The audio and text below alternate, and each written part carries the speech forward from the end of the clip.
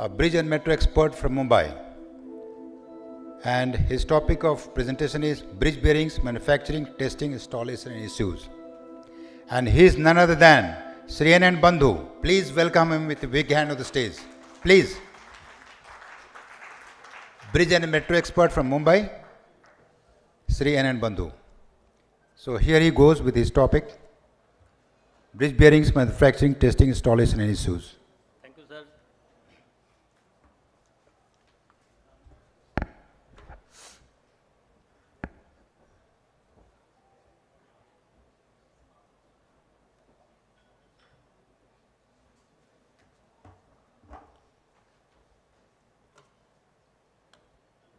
इस मोड में डाल दिए। हाँ, चला।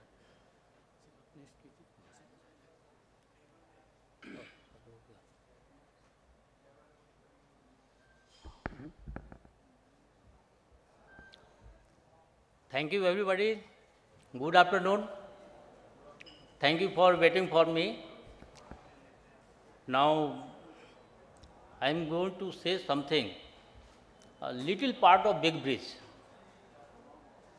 हम लोग बड़ी बड़ी ब्रिज बनाते हैं, लेकिन उसमें छोटा आइटम है बियरिंग, जो कि बहुत ही इम्पोर्टेंट है।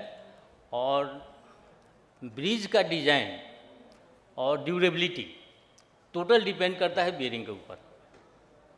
ये डिज़ाइनर या फिर यूजर समझ सकते हैं कि अगर बियरिंग का प्रॉपर डिज़ाइन नहीं हो और इंस्टॉलेशन नहीं हो और मेंटेनेंस नहीं हो, तो अभी हमारा IRC 112 100 ईयर्स के लिए डिज़ाइन कर रहा है, लेकिन अगर बियरिंग से ही नहीं है तो 100 का 10 ईयर्स में ही चल जाएगा।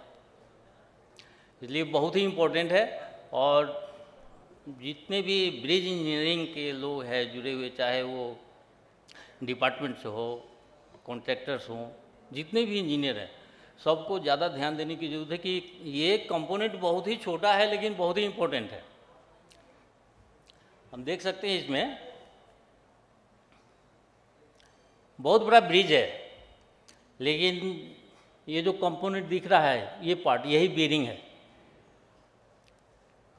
Total bridge including live load, dead load, everything, ये ट्रांसफ़र होता है यहीं से, ये बेरिंग से। और बेरिंग का साइज़ हम देख सकते हैं कि कितना छोटा है। हम आगे बढ़ रहे हैं कि ब्रिज में बेरिंग के हिसाब से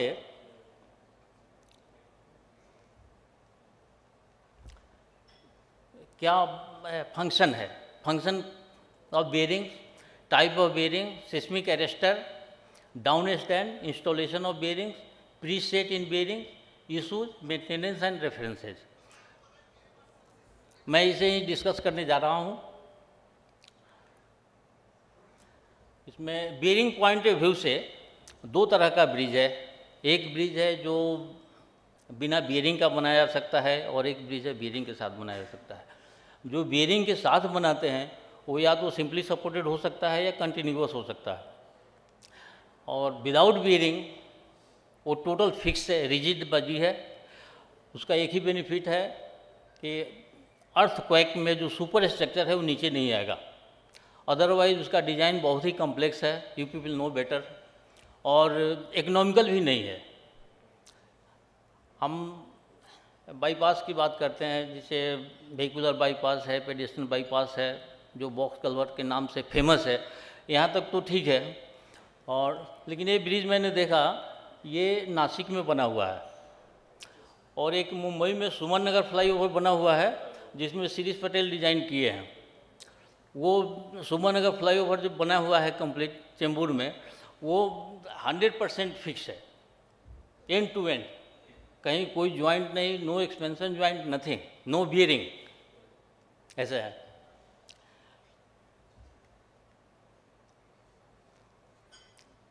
हम फंक्शन की बात करें तो किसी बियरिंग का 3 ही फंक्शन है। एक है वर्टिकल लोड ट्रांसफ़र करना, हॉरिजॉन्टल लोड ट्रांसफ़र करना। दूसरा है मूवमेंट अलाउ करना इन डिजायर्ड सेफ डायरेक्शन। और तीसरा जो इम्पोर्टेंट है वो है रोटेशन। ब्रिज जब भी हम बनाएंगे, चाहे कितना भी रिइंफोर्समेंट डाले, कुछ डाले, उसका प्रॉपर्टीज़ है कि डिफ्लेक्शन होगा। डिफ्लेक्शन होगा यानी कि वो सैग करना चाहेगा, सैग करना जैसे ही चाहेगा तो रोटेशन हमें देना होगा बियरिंग में, अदरवाइज बियरिंग फेल हो जाएगा और बियरिंग के साथ साथ स्ट्रक्चर भी फेल हो जाएगा। हम टाइप में अगर आएँ तो जो मोस्ट पॉपुलर है वो इलास्टोमेरिक बियरिंग है। उसके बाद 2002 से pot and pot come PF bearing आया, लेकिन 2014 में इसका नाम बदलकर पॉट बियरिंग कर दिया गया।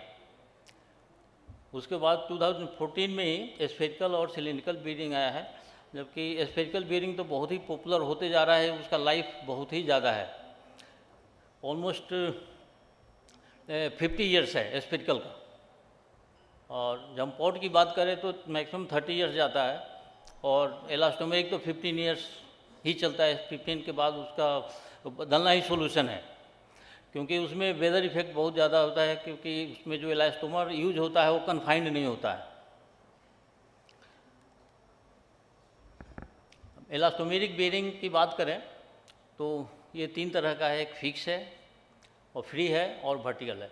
फिक्स में मैक्सिमम हम लोग 85% फिक्सिटी में ही जाते हैं, जो हमारे पास इलास्टोमर अवेलेबल है उसके हिसाब से जाते हैं, लेकिन हाईवे प्रोजेक्ट में इसकी ज़रूरत नहीं पड़ती है। जब हम मेट्रो की बात करते हैं जहाँ पे कि लॉन्ग वेल्डेड रेल होता है, उसमें डिफरेंट टाइप का ट्रक स्ट्रेस आता है due to tracking, braking etcetera, तो उसमें ज़रूरत पड़ता है फिक्सिटी का। उसमें एक पियर में फिक्स और फ्री दोनों डालते हैं।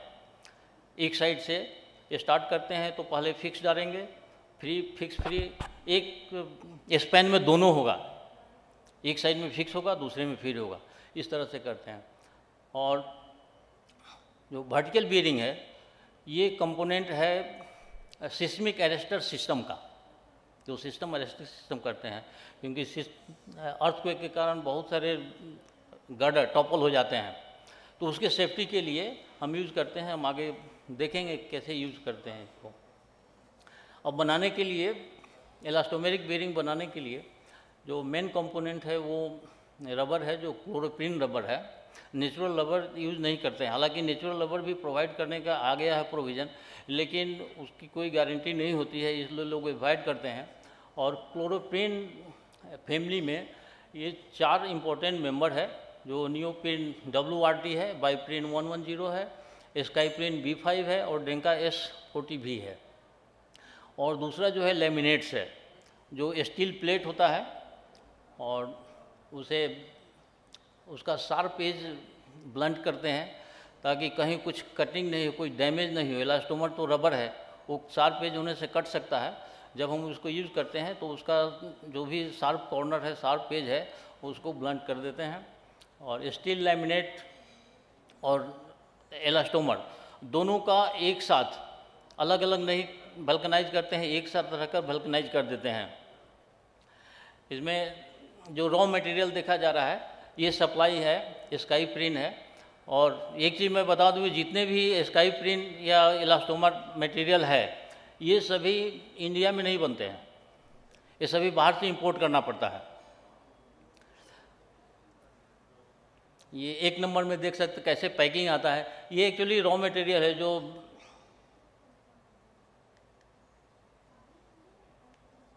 यही रॉ मटेरियल है जो ऐसा वाइट कलर का दिखता है। बाद में इसमें ऐश डालते हैं, कार्बन डालते हैं, ताकि उसका कलर चेंज होता है। और बहुत सारा प्रॉपर्टी, जैसे टेंसाइल स्ट्रेंथ रबर का कुछ नहीं होता है, लेकिन कार्बन डालते हैं, केमिकल्स डालते हैं, जिसके कारण उसका टेंसाइल स्ट्रेंथ बढ़ता है। 3 और 4 फिगर में देख सकते हैं कि मिलिंग हो रहा है, मिलिंग मशीन है, और मिलिंग करके इसमें हम स्लैब बनाते हैं नियोप्रीन का डिजायर्ड थिकनेस के हिसाब से।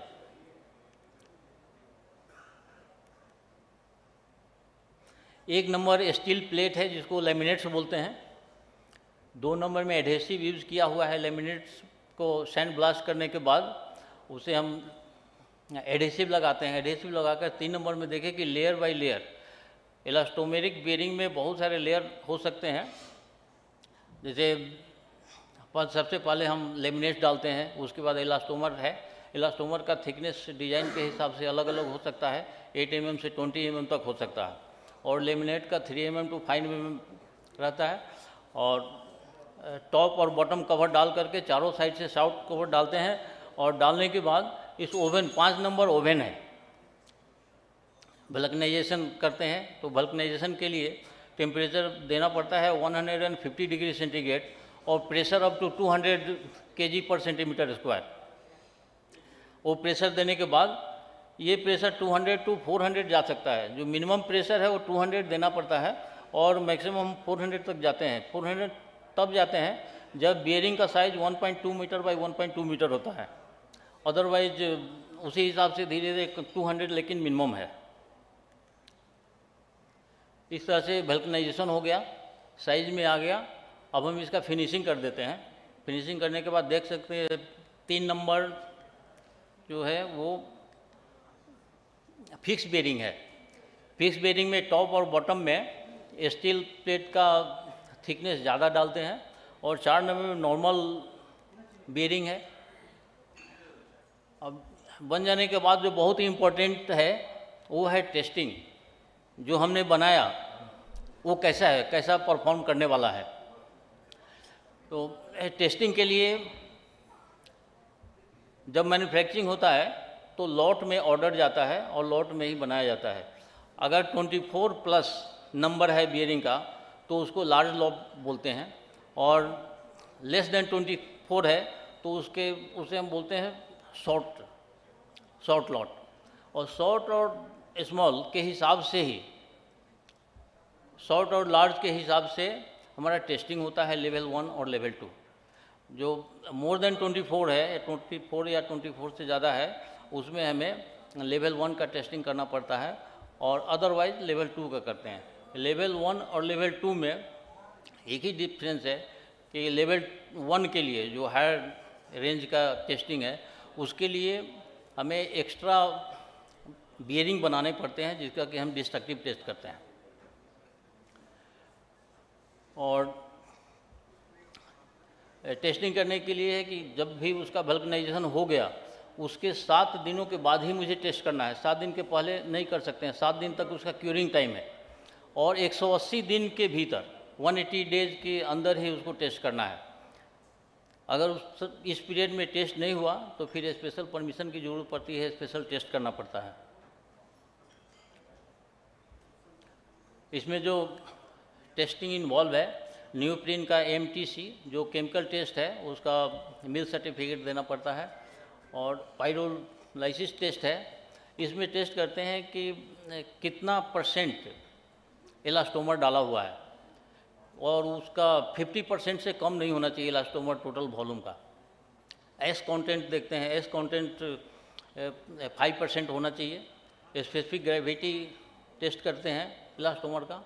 टेंसाइल स्ट्रेंथ निकालते हैं और इलोंगेशन एट ब्रेक निकालते हैं। टेंसाइल स्ट्रेंथ और इलोंगेशन एट ब्रेक ये दोनों स्टेज में करते हैं। एक तो रॉ इलास्टोमर से हम छोटा पतला स्लैब बनाते हैं, उसका टेंसाइल करते हैं और इलोंगेशन एट ब्रेक भी देखते हैं। सिमिलरली जब हम डिस्ट्रक्टिव टेस्ट करते हैं बियरिंग का तो उससे इलास्टोमर निकालते हैं, उसका फिर टेंसाइल करते हैं और इलोंगेशन एट ब्रेक करते हैं दोनों। और दोनों में करीब 80% का है मार्जिन। जैसे कंक्रीट कोर में देखते हैं कि क्यूब टेस्ट अगर 100% आता है तो कोर 85 में पास हो जाता है, ऐसा अपना है।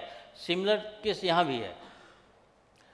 मिनिमम टियर है, स्टीफनेस टेस्ट है, डायमेंशनल टेस्ट, जितना भी डायमेंशन डिज़ाइन किया हुआ है उसमें टॉलरेंस के हिसाब से हम चेक करते हैं। जो टॉलरेंस पे मैच कराते हैं कि हमारे विद इन टॉलरेंस लिमिट है कि नहीं है। अगर है तो सो गुड, नहीं है तो फिर हम बियरिंग रिजेक्ट करते हैं। और जितना भी टॉलरेंस है IRC 83 पार्ट 2 के हिसाब से चेक कर लेते हैं। अब जो मैकेनिकल टेस्ट है इसमें एक वर्टिकल एक्सल लोड है, ये डिज़ाइन लोड डालते हैं। ये जनरली इंस्पेक्टर नहीं करता है। जो मैन्युफैक्चर है वो मैन्युफैक्चर अपने लेवल पर करके रिकॉर्ड रखते हैं और जब इंस्पेक्टर जाते हैं इंस्पेक्शन के लिए तो उन्हें हैंड ओवर करता है और साथ में जो टेस्ट करते हैं उसे मैच कराते हैं। और दूसरा है जो कंप्रेशन स्टिफनेस टेस्ट है, इसके लिए सबसे पहले प्री लोडिंग करना पड़ता है। स्टिफनेस के लिए प्री लोडिंग के लिए हम जो डिज़ाइन टेस्ट लोड है, टेस्ट लोड डालते हैं। टेस्ट लोड डालने के बाद 10 मिनट के बाद उसका प्रेशर कम करते हैं। प्रेशर कम करके 2 MPa प्रेशर तक ला करके छोड़ते हैं। उसके बाद जो टेस्ट लोड का कैलकुलेशन करते हैं, जो कैलकुलेशन का फॉर्मूला है 5 × G × S × A/1.2। इसमें जी शियर मॉडुलस है, एस शेप फैक्टर है और ये इफेक्टिव एरिया ऑफ बेरिंग है। उसके बाद स्टिफनेस का जो फॉर्मूला निकालते हैं, इसमें 30% फोर्स में कितना डिफ्लेक्शन आया वो पता करते हैं, फिर 100% में डिफ्लेक्शन क्या आया वो देखते हैं और दोनों का डिफरेंस निकालते हैं।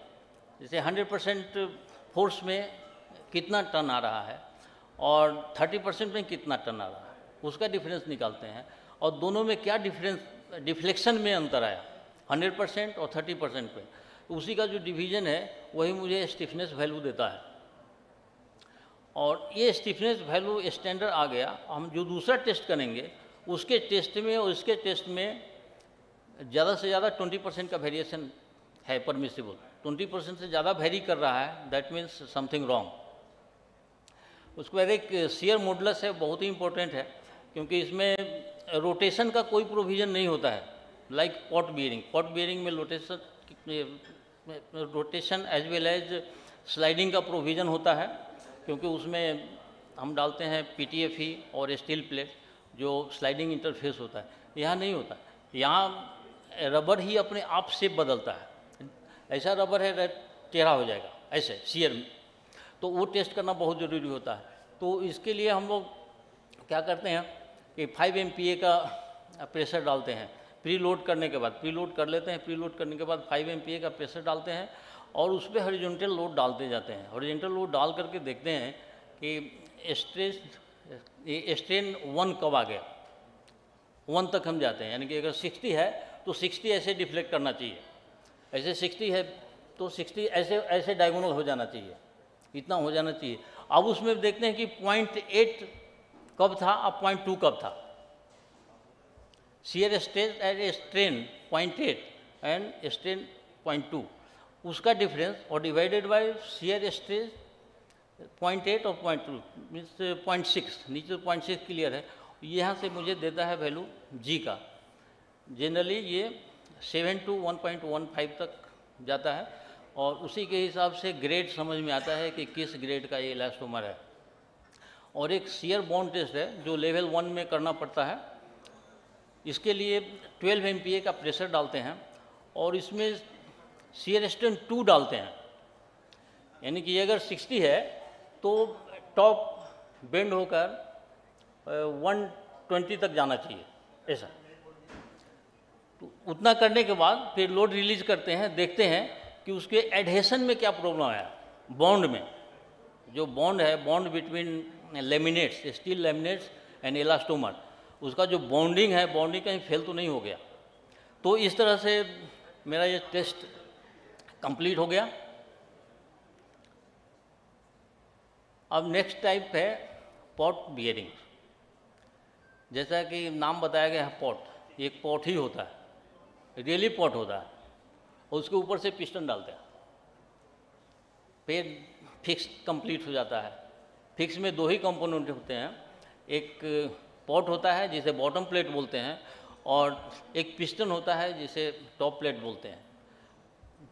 बॉटम में जो पॉट है, पॉट में हम लोग इलास्टोमर पैड डालते हैं और उसके ऊपर पिस्टन डालते हैं।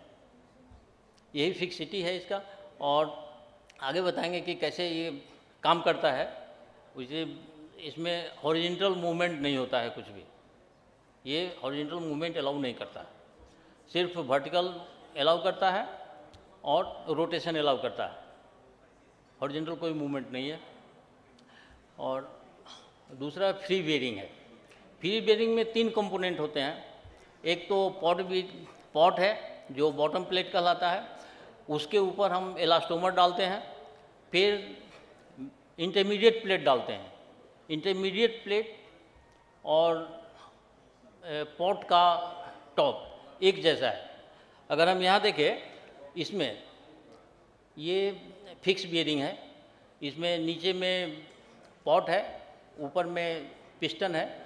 और दूसरे केस में, यानी इस केस में हम जाएं तो इसके ऊपर एक रेसेस बना होता है, उसमें हम लोग PTFE डालते हैं।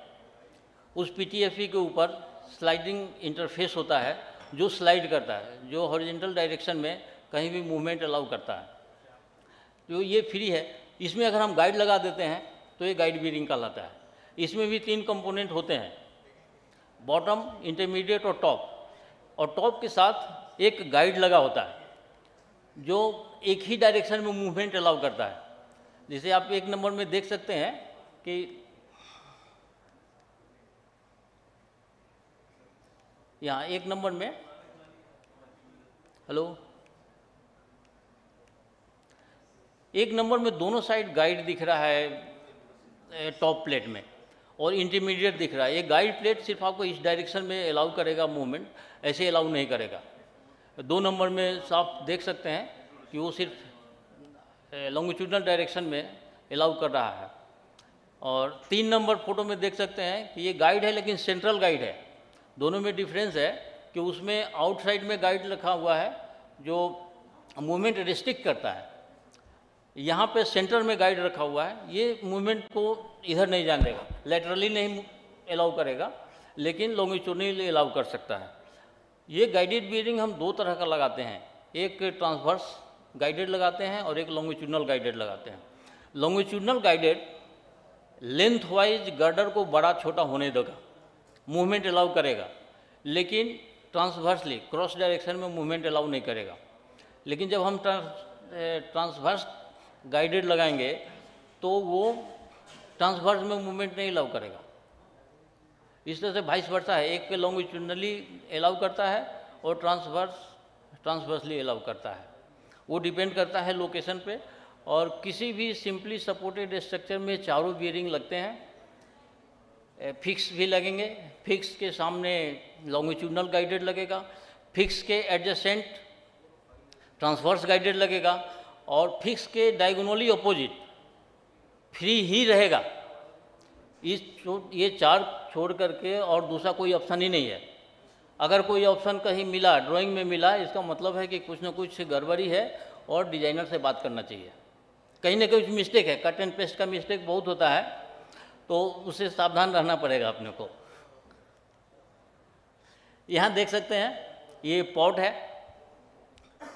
और नीचे 4 नंबर में देखें तो पिस्टन दिख रहा है।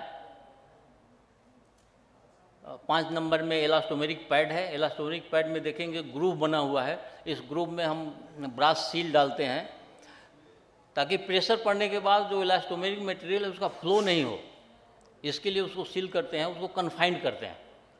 ये कन्फाइंड इलास्टोमेरिक है, इसलिए जब हम पॉट की बात करते हैं कि पॉट बियरिंग का लाइफ 30 ईयर्स होता है, इसलिए कि ये इलास्टोमेरिक है।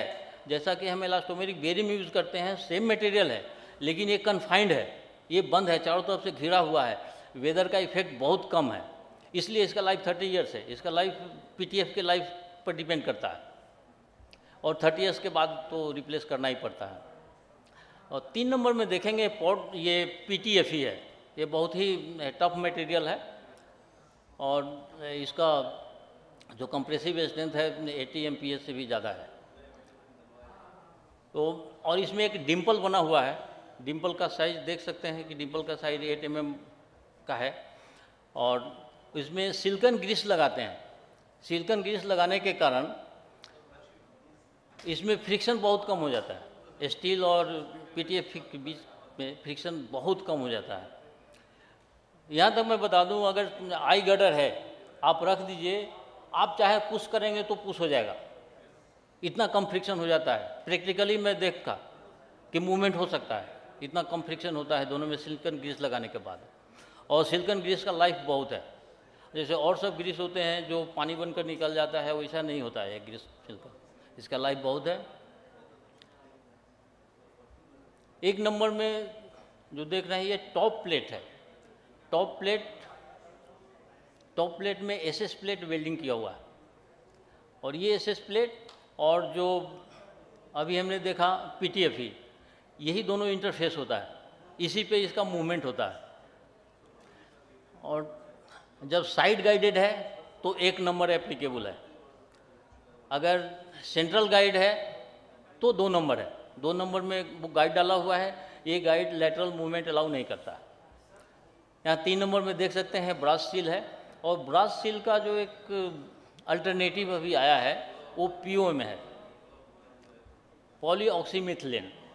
ये मटेरियल है ये यूज़ करते हैं तो ये फ्लो रोकता है। जैसे ब्रास का यूज़ है, सिमिलर मैनर उसका यूज़ करते हैं हम लोग। यहाँ असेंबलिंग में समझ सकते हैं कि बियरिंग कैसा है, कैसे क्या करते हैं। 1 नंबर में सिर्फ पॉट है और उसके ऊपर सीलिंग मटेरियल है कि डस्ट वगैरह नहीं जाए।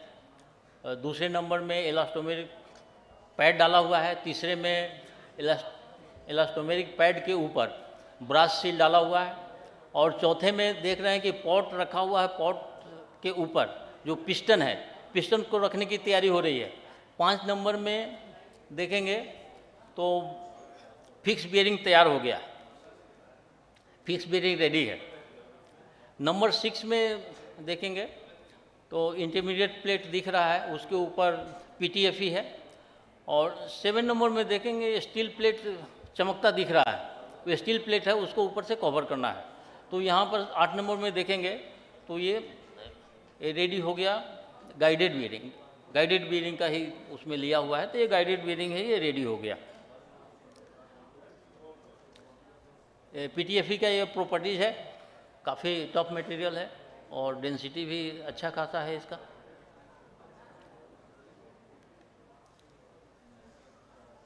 ये टेस्टिंग पर हम आते हैं। तो सबसे पहले जो टेस्टिंग है, एज ए इंजीनियर क्या डिज़ाइन किया हुआ है मुझे मालूम नहीं है, लेकिन जो डायमेंशन दिया हुआ वो तो हम चेक कर सकते हैं।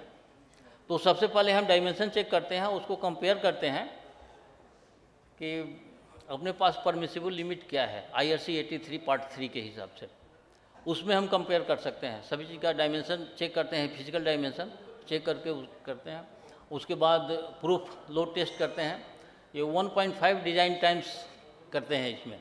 और लोड डालकर चेक करते हैं कि कहीं कुछ डैमेज नहीं हुआ है, क्योंकि 1.5 टाइम्स टेस्ट करना है एक बियरिंग को, इसलिए हम इसको यूज़ नहीं कर सकते हैं, इसको डिस्ट्रॉय करना है। क्योंकि 1.5 के बाद वो डैमेज निश्चित रूप से वो डैमेज हो जाता है, उसको हम यूज़ नहीं करते हैं।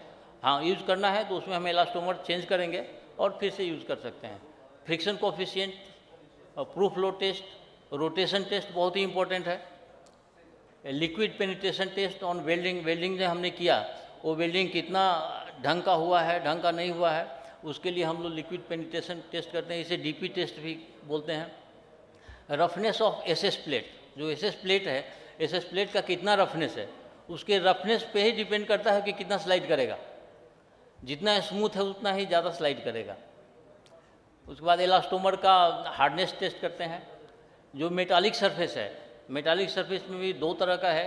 एक रेगुलर सरफेस है जो वर्क नहीं करता है, लेकिन जो वर्क करता है जैसे ही हम पिस्टन की बात करते हैं और पॉट की बात करते हैं, तो जो पॉट और पिस्टन जो मैटिंग, उसको मैटिंग सरफेस बोलते हैं, जो एक दूसरे से टच कर सकता है, तो उसका हार्डनेस 350 तक रखते हैं हम लोग।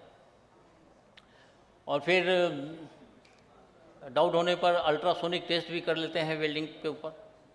और जितना भी टेस्ट करते हैं उसका टॉलरेंस देख लेते हैं IRC 83 पार्ट 3 के हिसाब से कि ये विद इन टॉलरेंस लिमिट है कि नहीं है। अब टेस्ट करने के लिए नंबर 1 देखेंगे तो प्रूफ लोड टेस्ट है। जो भी डिज़ाइन लोड है उसका 1.5 टाइम्स हम लोड डालते हैं और 30 मिनट्स तक लोड रखने के बाद लोड रिलीज़ करते हैं। फिर देखते हैं कि उसमें कुछ डैमेज हुआ कि नहीं हुआ। और दूसरा जो इम्पोर्टेंट है वो है फ्रिक्शन टेस्ट, कि उसमें फ्रिक्शन है कितना। तो इसके लिए वर्टिकल लोड डाल देते हैं और 2 PTFE बेयरिंग को एक के ऊपर दूसरा उलट कर रख देते हैं, जस्ट अपोजिट डायरेक्शन में रख देते हैं, ताकि जो हमारा स्लाइडिंग इंटरफेस है वो ट्वाइस होगा, 2 हो जाएगा, 2 बियरिंग का 2 हो जाएगा। और जितना भी वैल्यू आया जब हम उसको पुश करेंगे दूसरे जैक से, तो देखेंगे कितने फोर्स के बाद उसमें मूवमेंट स्टार्ट हो गया। वही जो इनिशियल मूवमेंट स्टार्ट होता है वो पॉइंट में जाना जरूरी है, वो लोड कितना है। तो उसी लोड के हिसाब से वो horizontal load divided by vertical load, उसमें 2 से और डिवाइड कर देते हैं, क्योंकि फ्रिक्शन 2 का है फ्रिक्शन, इसीलिए 2 से डिवाइड करते हैं तो हमें फ्रिक्शन कोफिशिएंट निकल जाता है। और देखते हैं कि फ्रिक्शन कोफिशिएंट मेरे डिज़ाइनर ने क्या दिया है, उतना आ रहा है कि कम आ रहा है कि ज़्यादा है। लेकिन जनरली कभी भी फ्रिक्शन कोफिशिएंट ज़्यादा नहीं आता है। फ्रिक्शन कोफिशिएंट और रोटेशन मैंने हज़ारों बियरिंग टेस्ट किए, लेकिन कहीं इस दोनों में फेल नहीं होता है। प्रूफ में कभी कभी फेल होता है, लेकिन फ्रिक्शन और रोटेशन में फेल नहीं होता है। और रोटेशन इसलिए ज़रूरी है, मैंने आपको बताया कि जब गर्डर में ब्रिज में डिफ्लेक्शन होगा तो हॉरिजेंटल नहीं होगा, वो गर्डर हॉरिजेंटल नहीं रहेगा, बियरिंग वहाँ पे टिल्ट होना चाहेगा। तो टिल्ट होने के लिए अगर रोटेशन कैपेसिटी है तब तो टिल्ट होगा, रोटेशन कैपेसिटी नहीं है तो एक्सेंट्रिक लोड आ जाएगा उसके ऊपर। फिगर 3 में देख सकते हैं, एक रेड कलर का दिख रहा है, वो इक्विपमेंट्स है टेस्टिंग का, उसके नीचे एक टैपर प्लेट डाला हुआ है। वो टैपर प्लेट से ही हमारा बियरिंग रोटेट हो जाता है। और टैपर प्लेट हम डिजाइन के हिसाब से रखते हैं कि हमारा रोटेशन कितना चाहिए, L/R, theta equal to L/R के हिसाब से हम टैपर प्लेट बना के रखते हैं डिफरेंट टाइप का, कि जैसा डिज़ाइन है उस हिसाब से हम वहाँ डालते हैं, डाल करके प्रेशर डालते हैं और इसमें वर्किंग प्रेशर डालते हैं, जितना मेरा डिज़ाइन है वहाँ डालते हैं, डालकर देख लेते हैं फिर कि कहीं कुछ गड़बड़ी तो नहीं हुआ है। अगर कुछ गड़बड़ी हुआ है तो फिर तो आगे कंप्लेन करेंगे। और एक है लिक्विड पेनिट्रेशन टेस्ट, जो हम वेल्डिंग कर रहे हैं, वेल्डिंग अगर प्रॉपर नहीं है तो भी जो हमारे पास 200-400 टन का लोड आता है, उस लोड के कारण जब स्लाइड होगा, अगर वेल्डिंग प्रॉपर नहीं हुआ है तो टीयर ऑफ हो जाएगा। तो इसके लिए वेल्डिंग है कि नहीं ठीक है, इसके लिए हम लोग लिक्विड पेनिट्रेशन टेस्ट करते हैं, या डाई पेनिट्रेशन टेस्ट भी इसको बोलते हैं। इसमें 3 तरह का केमिकल यूज़ करते हैं, क्लीनर होता है, पेनिट्रेंट होता है और डेवलपर होता है। सबसे पहले क्लीनर से हम पूरा वेल्डिंग एरिया क्लीन कर लेते हैं और उसको ड्राई होने के लिए छोड़ देते हैं। फिर इसके ऊपर हम पेनिट्रेंट डालते हैं, जो पिगमेंट होता है, जो पिगमेंट है उसको स्प्रे करते हैं। स्प्रे करने के बाद फिर उसको क्लीन कर देते हैं। अगर कहीं कुछ होल नहीं है वेल्डिंग में तो 100% कलर रिमूव हो जाएगा। अगर कहीं होल है, पार्ट्स है, तो रिमूव नहीं होगा और उसमें इंटैक्ट रह जाएगा। जब हम डेवलपर यूज करेंगे, डेवलपर वाइट कलर का है, जैसे ही हम यूज़ करेंगे तो उससे पेनिट्रेट होकर ऊपर आ जाएगा। तो ऊपर आ जाएगा, इसका मतलब है कि उसमें कुछ प्रॉब्लम है, तो फिर हम आगे देखेंगे। दूसरा है रस्टिंग से बचाना है। रस्टिंग से बचाने के लिए जो हमारे पास सिस्मिक जोन बटे हुए हैं, 5, 4, 3 हम लोग कंसीडर करते हैं मैक्सिमम।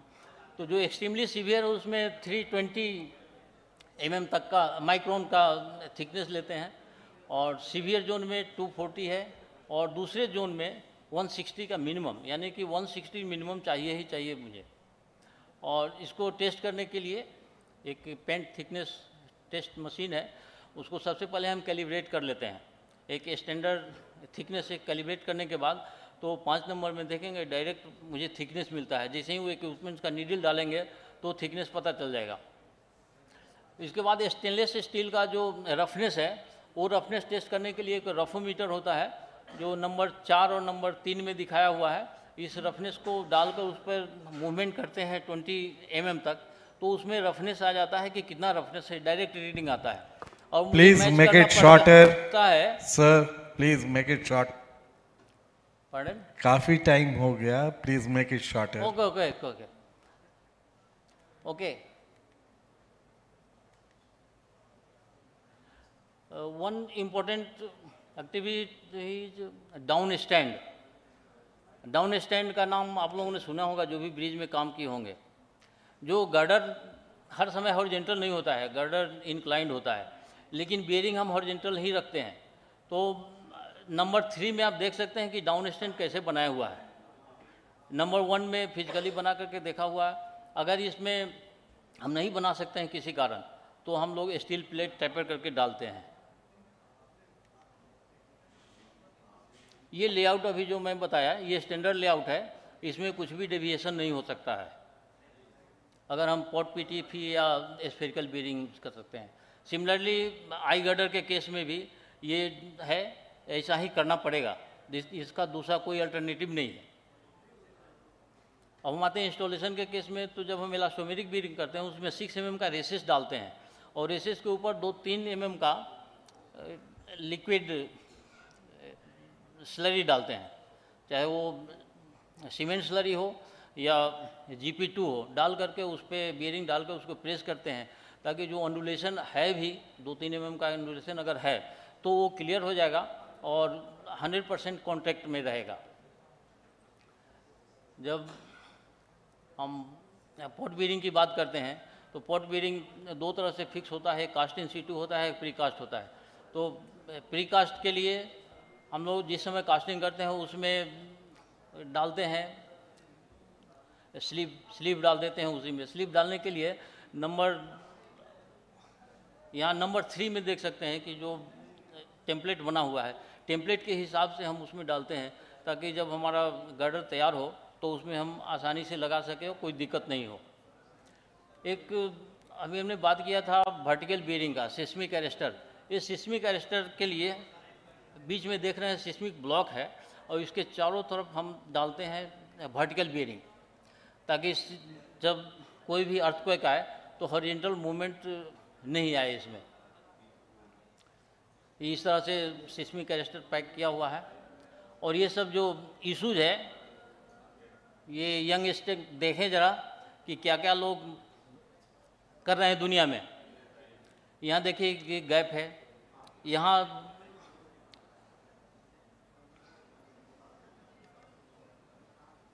इस तरह का बीयरिंग में गैप हो रहा है। ये देखिए नंबर 3 दिल्ली मेट्रो का है, जो 4 महीने तक मेट्रो बंद रहा। ये राजकोट का है, देख रहे हैं 8 में 4 गायब है बोल्ट। डिजाइनर क्या करेगा?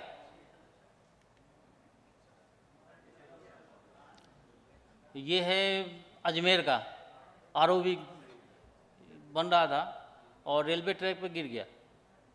और इसका कारण देखें, नंबर 1 देख सकते हैं जो बीयरिंग फिक्स किया हुआ था, राइट साइड में टच किया हुआ है, लेफ्ट साइड में गैप है। इसके कारण जब आप रखेंगे तो गर्डर टिल्ट हो जाएगा। और टिल्ट कैसे हुआ है इसको मैं दिखाता हूँ कि एक नंबर पहले इरेक्ट किया गया, इसके बाद दूसरा किया गया। एक में जो सपोर्ट डाला हुआ था प्रॉपर सपोर्ट नहीं था और उसको जस्ट एक रीवार से कनेक्ट कर दिया गया। दूसरे में कोई सपोर्ट नहीं डाला गया। तीसरा डाला गया तो ये बीयरिंग प्रॉब्लम था, जो बीयरिंग मैंने दिखाया वही प्रॉब्लम था और वो हैंग कर रहा था क्रेन से। जैसे ही क्रेन लूज किया तो ये राइट साइड टिल्ट होना चाहा और ये टिल्ट हुआ। जैसे ही टिल्ट हुआ तो ये दोनों गर्डर को खींच लिया और खींचा तो ऐसा हो गया, गिर गया, 2 गिर गया और एक गर्डर हैंग हो रहा है अभी भी। और इसमें देखेंगे जो रेड सर्किल किया हुआ उसमें एक आदमी खड़ा है, वो वेल्डर था जो वेल्डिंग कर रहा था, वो बच गया, गिरा नहीं। ये रेलवे ट्रैक पर गिरा हुआ है। ये ओरिएंटेशन है, जो ट्रांसवर्स गाइडेड था उसको बना दिया गया लॉन्गिट्यूडनल गाइडेड। इसको मैंने काट कर बनवाया, फिर से इसको चेंज किया।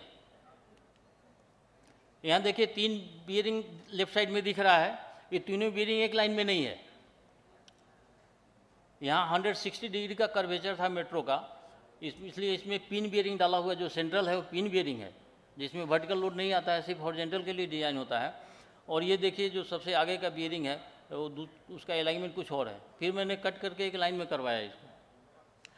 तो बीयरिंग बनाने वाला कोई और है, लेकिन जो इंस्टॉल करने वाला है उसकी सबसे ज़्यादा जिम्मेदारी है। जो अभी हमने दिखाया आपको, खास करके जो एक राजकोट का था और अजमेर का था, NHAI की ओर से मुझे मिला था उसके इंस्पेक्शन करने के लिए, देखने के लिए कि क्यों गिरा है।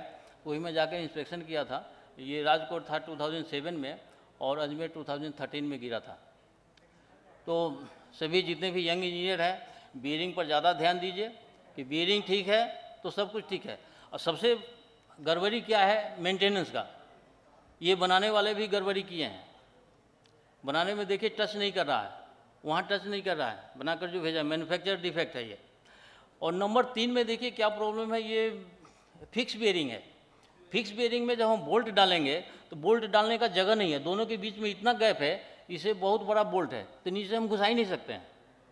फिर मैंने अपने सामने इसको कटवाया, जो इसका लॉक है, लॉक सामने में कटवाया, डिसलॉज किया, फिर बोल्ट डाला ऊपर, बोल्ट डाला नीचे, फिर लॉक को सटा करके वेल्ड करवाया, तो 5 नंबर में देखेंगे कि उसमें लगा हुआ है। वो एक्चुअली प्लेट गर्डर था जिसका थिकनेस 65 mm था, 65 mm थिकनेस, प्लस ये बेरिंग का टॉप प्लेट का थिकनेस, प्लस ऊपर डबल नट लगाना है उसका थिकनेस, वो घुस सकता नहीं है इसमें। तो मैन्युफैक्चरर नहीं सोचा, डिजाइनर ने नहीं सोचा, जो चाहा सो डाल दिया। अब सबसे बड़ा जो प्रॉब्लम है इंडिया में, दूसरे जगह की बात मैं नहीं जानता, लेकिन यहाँ जो प्रॉब्लम है मेंटेनेंस के मामले में हम लोग बहुत ही नेग्लिजेंट है। करोड़ों करोड़ का हम प्रोजेक्ट करते हैं, लेकिन 100 रुपया भी खर्च नहीं करना चाहते हैं मेंटेनेंस केस में।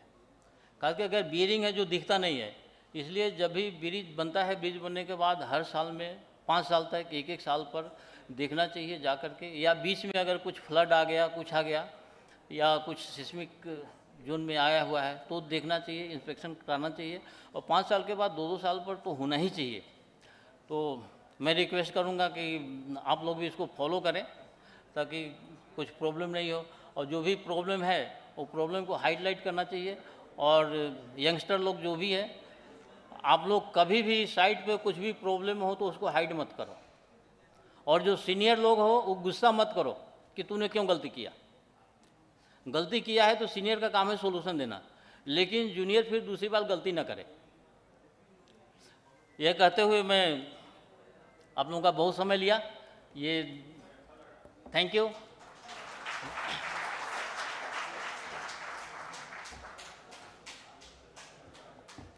बहुत बहुत धन्यवाद एन बंधु सर को। एंड बहुत ही इम्पॉर्टेंट टॉपिक है, मैं भी एक ब्रिज इंजीनियरिंग से रिलेटेड रहा हूँ, so I know the importance of bearings.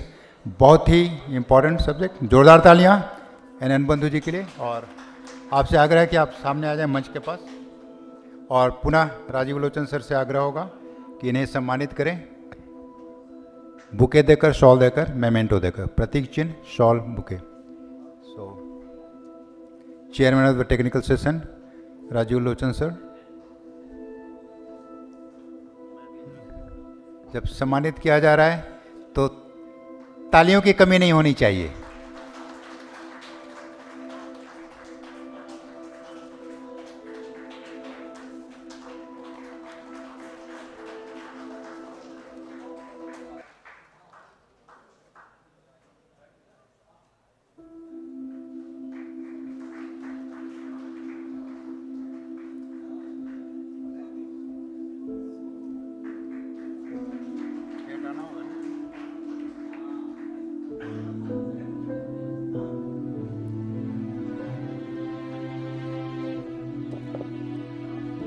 Now we have with us Dr.